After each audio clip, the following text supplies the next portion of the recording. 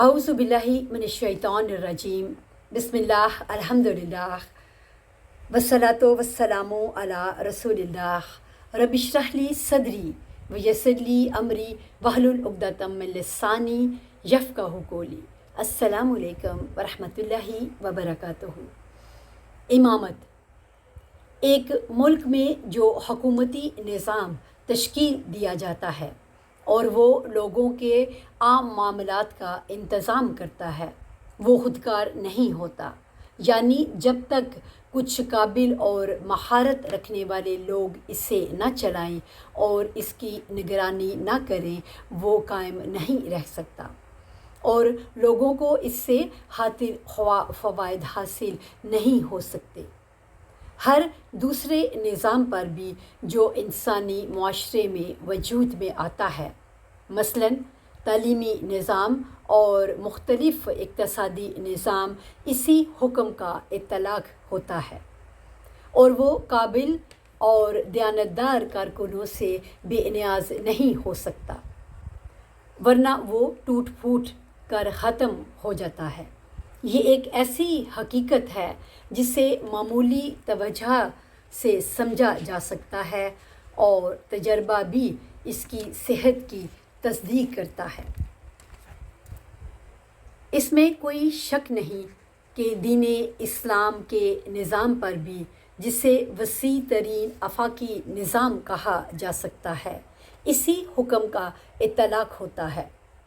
اور اسے بھی قائم اور جاری رہنے کے لیے نگہداشت کرنے والوں اور چلانے والوں کی ضرورت ہے۔ لہٰذا ضروری ہے کہ ہمیشہ کچھ ایسے قابل افراد موجود ہوں جو اس قوانین اور معارف لوگوں تک پہنچائیں، اس کے دقیق قواعد و ضوابط کو اسلامی معاشرے میں نافذ کرے اور ان پر قرار واقعی عمل درآمد میں کوئی غفلت نہ برتے۔ اسلامی معاشرے کے دینی اور دنیاوی امور کی نگہداشت اور سرپرستی کو امامت کہا جاتا ہے، اور سرپرست اور پیشوا کو امام کا نام دیا جاتا ہے۔ اہل تشیع کا عقیدہ ہے کہ پیغمبر صلی اللہ علیہ وآلہ وسلم کی رحلت کے بعد ضروری ہے کہ خدا کی جانب سے لوگوں کے لیے ایک امام مقرر کیا جائے جو دین کے احکام اور معارف کی حفاظت اور نگہبانی کرے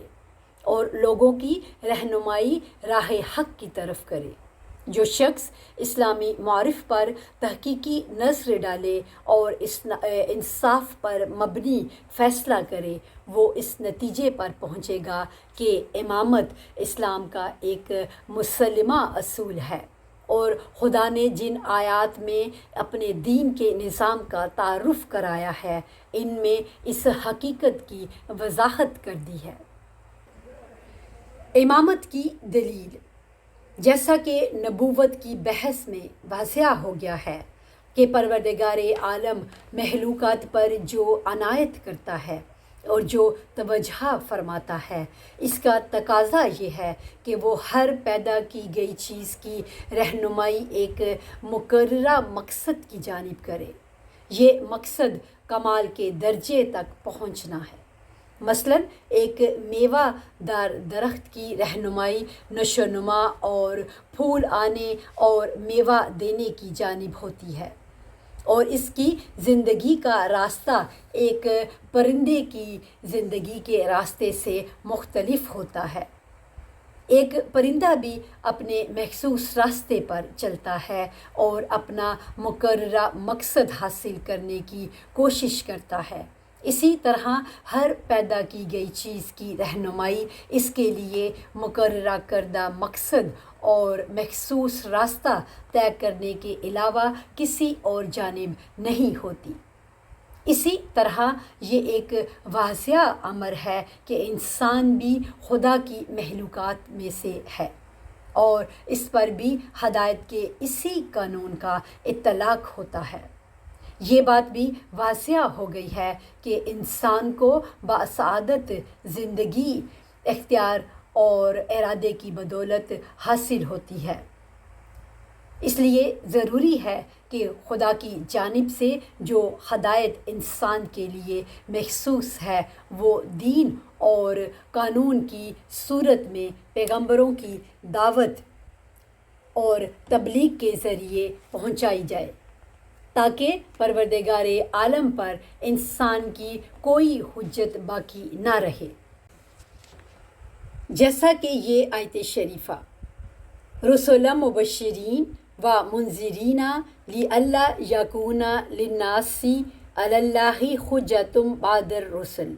سورہ نساء آیت 165 دلالت کرتی ہے کہ پیغمبروں کی بعثت اور دینی دعوت کے اہتمام کی طرح یہ بھی ضروری ہے کہ جیسے پیغمبر اپنی عصمت کی بدولت دین کی نگہبانی اور لوگوں کی رہنمائی کرتا ہے، ویسے ہی اس کی رحلت کے بعد خدا ایک ایسے شخص کو اس کی جگہ مقرر کرے جو وحی اور نبوت کے بغیر بدرجہ تم اسی جیسے اوصاف رکھتا ہو، تاکہ لوگوں کی رہنمائی کرے اور دین کے احکام اور معارف کی یوں نگہداشت کرے کہ ان میں کسی تحریف کا امکان نہ رہے، ورنہ عام ہدایت کے پروگرام میں خلل پڑ جائے گا اور خدا پر لوگوں کی حجت تمام ہو جائے گی۔ چونکہ عقل خطا اور لغزش کی مرتکب ہو سکتی ہے، اس لیے وہ لوگوں کو خدا کے فرستادہ پیغمبروں سے بے نیاز نہیں کر سکتی۔ اسی طرح امت میں علماء دین کی موجودگی اور ان کی تبلیغات لوگوں کو امام سے مستغنی نہیں کرتی، کیونکہ جیسا کہ واضح ہو گیا ہے کہ سوال یہ نہیں کہ لوگ دین کی پیروی کرتے ہیں یا نہیں کرتے، بلکہ یہ ہے کہ خدا کا دین کسی تبدیلی کے بغیر یا تباہ ہوئے بغیر لوگوں تک پہنچے۔ یہ امر مسلم ہے کہ امت کے علماء خواہ کتنے ہی صالحہ اور پرہیزگار کیوں نہ ہوں، وہ غلطی اور گناہ سے پاک نہیں ہے، اور بعد دینی معارف اور قوانین کا ان کے ہاتھوں تباہ یا تبدیل ہونا محال نہیں، اگرچہ وہ ایسا جان بوجھ کر بھی نہ کریں۔ اس بات کا ثبوت وہ مختلف مذاہب اور اختلافات ہیں جو اسلام میں پیدا ہو گئے ہیں۔ پس ہر حالت میں امام کا وجود ضروری ہے تاکہ وہ خدا کے دین کے حقیقی معارف، حقیقی کے قوانین اور معارف کی حفاظت کرے، اور جب بھی لوگوں میں قابلیت پیدا ہو وہ اس کی رہنمائی سے فائدہ اٹھا سکے۔ ولایت کے بارے میں رسول اکرم صلی اللہ علیہ وآلہ وسلم کے ارشادات۔ خداوند عالم اسلام کے گرامی قدر پیغمبر صلی اللہ علیہ وآلہ وسلم کی تعریف میں فرماتا ہے کہ اے لوگو، ایک رسول تمہارے پاس آ چکا ہے جو تم ہی میں سے ہے، تمہارا تکلیف اٹھانا اس پر شاق ہے، اسے تمہاری بہبود کا خاص خیال ہے، وہ مومنوں پر حد درجہ شفیق اور مہربان ہے، سورہ توبہ آیت 128۔ یہ بات ہرگز باور نہیں کی جا سکتی کہ رسول اکرم صلی اللہ علیہ وآلہ وسلم جو کتاب الہی کی شہادت کے مطابق اپنی امت پر حد درجہ شفیق اور مہربان تھے، ایک اہم ترین مسئلے پر کہ جس کے واجب ہونے کی عقل سلیم بھی گواہی دیتی ہے، خاموش بیٹھے رہیں اور اس کے متعلق کچھ نہ کہیں۔ رسول اکرم ہر ایک سے زیادہ بہتر جانتے تھے۔ اسلام کا منظم اور وسیع ادارہ فقط 10-20 سال کے لیے نہیں ہے تاکہ آپ خود ہی اس کی سرپرستی کا فریضہ انجام دیں، بلکہ یہ ہمیشہ قائم رہنے والی چیز ہے اور اس سے ابد تک عالم انسانیت کا نظام چلانا ہے۔ یہی وجہ تھی کہ اپنی رحلت کے ہزارہا سال بعد تک کے حالات کی پیش بینی کرتے ہوئے وہ ان سے متعلق دینی احکام صادر کرتے تھے۔ آپ جانتے تھے کہ دین ایک اجتماعی ادارہ ہے اور کوئی اجتماعی ادارہ ایک ساتھ کے لیے بھی سرپرست کے بغیر نہیں چل سکتا، لہٰذا اس کے لیے ایک ایسے سرپرست کی ضرورت ہے جو اس کے قوانین اور معارف کی نگہبانی کرے، معاشرے کے پہیے کو گردش میں لائے اور لوگوں کی رہنمائی دنیا اور آخرت کی نیکبختی کی جانب کرے۔ لہٰذا یہ کیسے ہو سکتا تھا کہ آپ اپنی وفات کے بعد کے ایام کو بھول جائیں اور ان میں کسی دلچسپی کا اظہار نہ کریں؟ حضرت صلی اللہ علیہ وآلہ وسلم کا طریقہ یہ تھا کہ جب بھی جنگ یا حج کے سلسلے میں مدینہ سے باہر تشریف لے جاتے تو لوگوں کے معاملات کی دیکھ بھال کے لیے اپنا ایک نمائندہ مقرر کر دیتے تھے جو شہر مسلمانوں کے قبضے میں آتا اس کا گورنر مقرر کرتے تھے اور جس لشکر کو جنگ کے لیے بھیجتے اس کے سپہ سالار کا تعین کر دیتے تھے، حتیٰ کہ بعد اوقات فرماتے تھے کہ تمہارا سردار فلان شخص ہے اور اگر وہ مارا جائے تو فلاں ہے اور اگر وہ بھی مارا جائے تو فلاں ہے۔ آپ کے اس طریقے کو مد نظر رکھتے ہوئے یہ کیسے باور کیا جا سکتا ہے کہ سفر آخرت پر روانہ ہونے سے پہلے آپ نے اپنے کسی جانشین کا اعلان نہ کیا ہو؟ المختصر، جو شخص اسلام کے بلند مقاصد اور اس دین کے عالی مرتبت داعی کے پاک ہدف پر غور سے نگاہ ڈالے گا وہ بلا شبہ اس بات کی تصدیق کرے گا کہ مسلمانوں کے امور پر امامت اور ولایت ایک طے شدہ اور واضح چیز ہے۔ پیغمبر صلی اللہ علیہ وآلہ وسلم کی طرف سے اپنے جانشین کا تقرر۔ رسول اکرم نے اپنے بعد مسلمانوں کی ولایت اور ان کے امور کی سرپرستی کے بارے میں فقط عام بیانات پر ہی اکتفا نہیں کیا بلکہ اپنی دعوت کے پہلے دن سے ہی توحید اور نبوت کے ساتھ ساتھ ولایت کا مسئلہ بھی واضح طور پر بیان فرمایا اور مسلمانوں کے تمام دینی اور دنیاوی امور کے بارے میں امام علی علیہ السلام کی ولایت اور جانشینی کا اعلان فرمایا۔ ایک روایت کے مطابق جسے خاص و عام سبھی نے نقل کیا ہے، جب پہلے دن حضرت صلی اللہ علیہ وآلہ وسلم کو کھلم کھلا دعوت کا حکم دیا گیا تو آپ نے اپنے اعضاء کو دعوت دی، انہیں ایک مجلس میں جمع کیا اور اس مجلس میں امیر المومنین علی علیہ السلام کی وزارت، وصیت اور خلافت کا واضح طور پر اعلان کیا اور اپنی زندگی کے آخری دنوں میں بھی غدیر خم کے مقام پر 1,20,000 افراد کے سامنے حضرت علی علیہ السلام کا ہاتھ پکڑ کر بلند کیا اور فرمایا، من کنت مولاہ فہذا علی مولاہ، کہ جس کا میں ولی اور سرپرست ہوں علی بھی اس کا ولی اور سرپرست ہے۔ علاوہ ازیں جن اماموں اور پیشواؤں کو امام علی علیہ السلام کا جانشین ہونا تھا، حضرت صلی اللہ علیہ وآلہ وسلم نے ان کی تعداد، نام اور دوسری خصوصیات واضح طور پر بیان فرمائی۔ ایک مشہور روایت کے مطابق جو شیعہ اور سنی دونوں نے نقل کی ہے، حضرت صلی اللہ علیہ وآلہ وسلم نے فرمایا کہ امام 12 ہیں اور سب کے سب قریش میں سے ہیں۔ نیز ایک اور مشہور روایت کے مطابق آپ نے جابر بن عبداللہ انصاری سے فرمایا کہ امام 12 اشخاص ہیں۔ اس کے بعد آپ نے ان میں سے ایک ایک کا نام بتایا اور پھر جابر سے کہا کہ تم 5ویں امام سے ملو گے، انہیں ہمارا سلام کہنا۔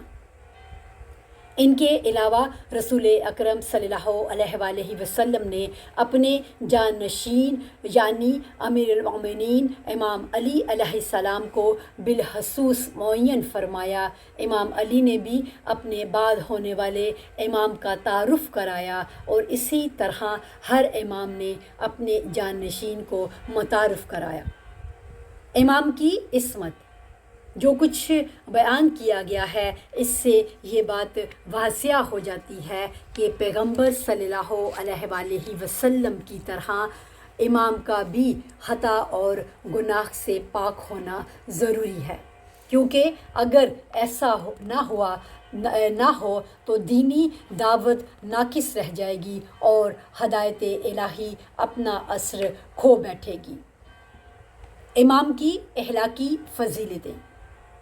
امام کے لیے ضروری ہے کہ شجاعت، پاک دامنی، سخاوت اور عدالت جیسی اخلاقی خوبیوں کا مالک ہو،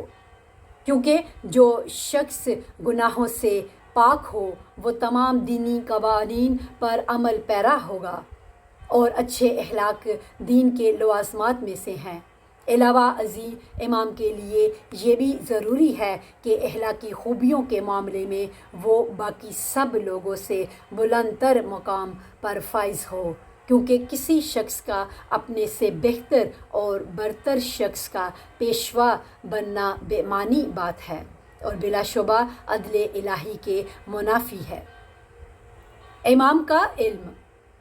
چونکہ امام دین کی سرپرست اور اہل عالم کا پیشوا ہوتا ہے، اس لیے ضروری ہے کہ وہ ان تمام مسائل کا علم رکھتا ہو جن سے لوگوں کو دنیا اور آخرت میں واسطہ پڑتا ہے، یا دوسرے لفظوں میں سے جن سے انسان کی نیک بختی وابستہ ہے، کیونکہ کسی جاہل کا عقل مندوں کا پیشوا بننا جائز نہیں، اور عام خداوندی ہدایت کے نقطۂ نگاہ سے اس کے کوئی معنی نہیں۔ 14 معصوم علیہ السلام۔ رسول اکرم صلی اللہ علیہ وآلہ وسلم حضرت کی جلیل القدر بیٹی حضرت فاطمہ زہرا علیہ السلام اور 12 اماموں کو 14 معصوم کہا جاتا ہے، اور ان 14 بزرگواروں میں سے پہلے 5 یعنی رسول اکرم، علی، فاطمہ، حسن اور حسین علیہ السلام آل ابا اور اصحاب قصہ کے ناموں سے پکارے جاتے ہیں، کیونکہ رسول اکرم نے ایک دن اپنے سر پر ایک چادر اوڑھی اور باقی 4 حضرات کو اپنے ساتھ چادر کے نیچے جمع کیا اور دعا مانگی، تب خدا نے ان کے حق میں آیت تطہیر نازل کی۔ ائمہ خدا علیہ السلام۔ ائمہ خدا جو رسول اکرم صلی اللہ علیہ وآلہ وسلم کے بعد رسول حضرت کے جانشین اور لوگوں کے دین اور دنیا کے پیشوا ہیں، وہ یہ 12 بزرگوار ہیں: حضرت امام علی مرتضیٰ علیہ السلام،